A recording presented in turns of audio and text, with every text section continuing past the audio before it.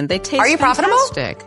Second, I want you to imagine that I have invited you on the trip of a lifetime. The first question that you ask me is, what's for dinner? So I also want you to imagine that you can have something that tastes just like a home-cooked meal, but eaten from a bag. Introducing Heather's Choice. We are a line of lightweight, packable meals and snacks for adventurers just like you and me. And they taste Are you profitable? fantastic. No. Okay, and how much debt do you have, if any? I have $1 million worth of debt. Ouch. Yeah. Imagine walking into a room full of billionaires, confidently pitching your business, only to reveal that you're over $1 million in debt. And then suddenly, the room goes silent, and everybody starts wondering the same thing. Is this entrepreneur a genius or a disaster waiting to happen? How much in sales a year?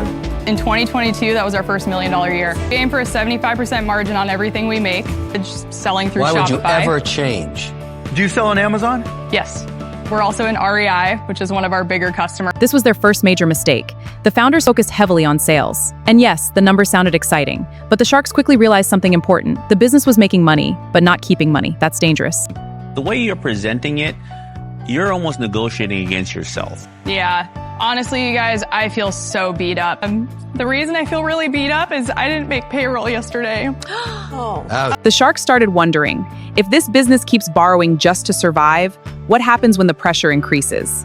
And one thing investors hate is when founders cannot clearly explain their margins, projections, expenses, or financial strategy. Because if the founder looks confused, investors become nervous. The sharks need to feel that even if the business is struggling, the entrepreneur still understands exactly what's happening. I have been so starved for cash. When numbers become emotional instead of factual, that's a red flag. Sometimes founders enter Shark Tank wanting the sharks to confirm their greatness. Instead of genuinely listening to advice, some entrepreneurs become too emotionally attached to their valuation, their business model, or their vision. But business requires adaptability. You got to figure that out. I can't do that for you. Yeah. That's what you're missing. I'm sorry, I'm out. I'm out. I'm out. And I'm out. I'm A out. lot of entrepreneurs are addicted to looking big, but smart founders focus on becoming stable before becoming massive. Growth without structure becomes chaos. A lot of people think, once my business starts making big money, I've made it. Wrong. Because some businesses look rich online, but are secretly fighting for survival offline. Sometimes the business is messy, but the founder is impressive. And somehow the sharks still want in.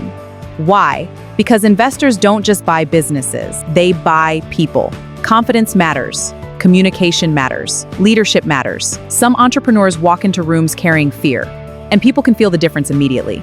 Your energy can either sell your vision or kill it. Not every season is for expansion.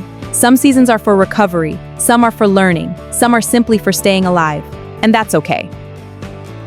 Because the businesses we admire today didn't survive because they were perfect. They survived because they adapted. The founders were ambitious, and this episode proves one thing clearly. In business, survival is more important than appearances, because at the end of the day, profit pays the bills, not hype. If experienced investors are pointing out serious weaknesses, defensiveness can become expensive. Honestly, social media has made this worse. People post packaging, office spaces, sold-out products, luxury branding. This is where many entrepreneurs make a dangerous mistake.